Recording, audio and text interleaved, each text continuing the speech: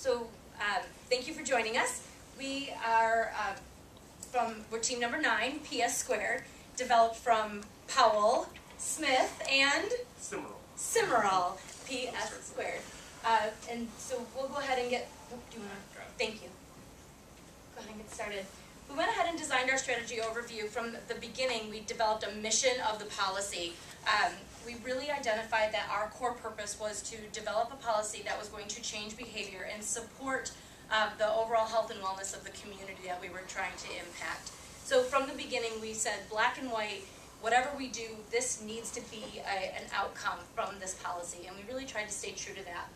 So the first 4 were the pieces that we selected in that regard. We chose to enable healthier behaviors, create family pathways to advantage, support self-care, and then the coordinate care component.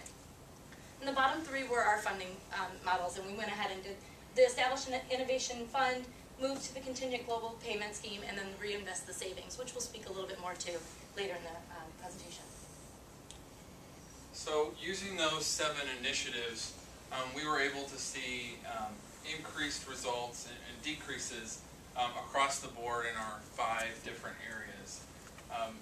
Effective elements included the comprehensive behavioral change that we were able to see, as well as our timeline implementation. In terms of the parts that we implemented everything on the front end of the first 4, with the exception of our coordinating the family pathways. Our family pathways, we didn't have those take effect until the year 2019. Everything else started in the year 2015. In terms of our funding, in terms of our uses for the funding, the innovation fund was set. The contingent global plans, we used 50% for the Medicaid and Medicare, and we didn't use any from the commercial insurance. And then when it came to the last, which I'm blanking, the reinvestment, we fully used all of our reinvestment from Medicare and Medicaid as well as commercial insurance. So those were all utilized to help use the savings that we gained to help pay for future care. So as we mentioned, we were looking to change the behavior of the citizens. We wanted to make everyone, healthy and well through reducing risky behavior, improving their at-home health, reducing reliance on the healthcare system at large. And through these strategies, we were able to see some really significant changes. Looking at the behavioral changes, the fraction of population that was high risk and the instances of severe and chronic physical illness both dropped significantly as soon as we implemented our 3 core policies. As far as costs go, costs are a key component of addressing any healthcare system, and we were able to greatly reduce the cost per capita in the long run, beating the trend line by, as you can see here, nearly $1,000. Also, the value of productivity. In order to pass comprehensive healthcare changes, we need buy-in from the businesses. They are concerned with controlling the costs of health insurance for their employers and making sure the employees are healthy and can go to work and be productive. And we saw changes in productivity due to our impact. But like any policy options, there's going to be some pitfalls. One of our biggest concerns was satisfying the hospitals.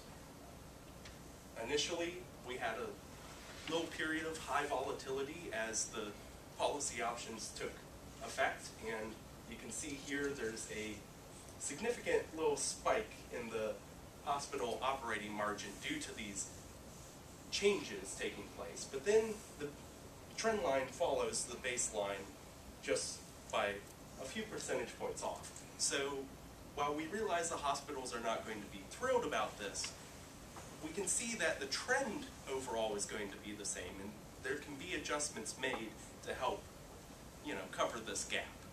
Also, the specialists. I know a lot of groups struggled with this, and we did as well.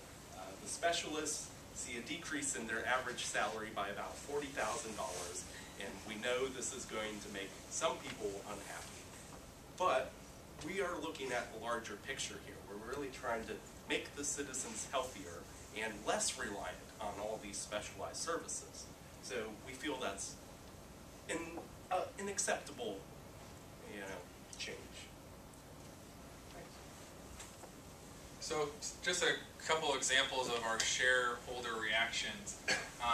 The Public Health Department was very much, in our mind, using our model, going to be very pleased with the overall improvement of the entire population's health. Kind of the middle of the road, depending on what perspective David the doctor and the medical society was going to take. As Robert mentioned, specialists, their average salary is going to decrease by $40,000 under our model. However, primary care physicians are going to see an increase in their salary of $30,000 using our model. So trade-offs depending on what lens of the medical community you're going to look at. And a big key as well that we thought was very important using the model that we used was by the year 2025, we were going to see that the unmet need of preventative and chronic care is basically eliminated. So that was really kind of exciting to see something that we thought the medical community could rally around. And as Robert mentioned, Harry Hospital very much concerned with the decrease in the overall hospital operating margin. So those are kind of a good glimpse at kind of where we thought the stakeholders would be. As we consider the difference between the Task 2 and Task 3 initiatives, which we all had an opportunity to look at, we really decided in the long run to stick with our initial Task 2. However, we did try to play with some things. In our initial analysis, we recognized that it was the hospital systems that were not our happy stakeholders. So we tried to identify some different initiatives that could maybe offset some of those pieces. And really, when we took out the self-care component, which was one of our initial 7, and we went ahead and added in the preventing the hospital-acquired infections, thinking that that would help make them happier, right? That would increase their bottom line, that would help with their productivity and such, and they would be happy stakeholders. It really did not impact our numbers between the 2 initiatives, and it certainly didn't impact them enough for us to make that consideration and change the purpose and the mission behind the policy we were trying to implement. So these are the 5 criteria that we were all asked to look through. And just if you look at the numbers between those 2 strategies, recognizing that we took the self-care out from number 2 and then added in the preventing the hospital infections, the only 2 areas that truly saw a increase or a betterment here in the Task 3 was here in the first one, which was per capita, but the increase of the decrease is so small that it really didn't make sense that we would use that as a strong enough pull to adjust our required outcomes.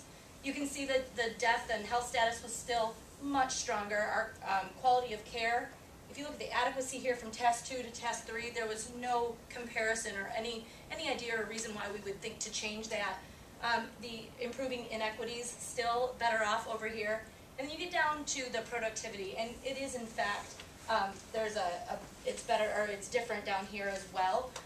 But really, we decided to stay with our initial Task 2 based on the purpose and the mission that we stuck with and developed it for overall health and wellness. But those 2 metrics that we just looked at, there was an additional 0.5 decrease in the healthcare costs, and then an additional 1.2 decrease in the worker care costs. But again, not strong enough or significant enough for us to adjust the purpose behind the policy that we were trying to develop. So financing. We all had to deal with this. I'm sure most of you, when you punched in your first model, might have been short some money.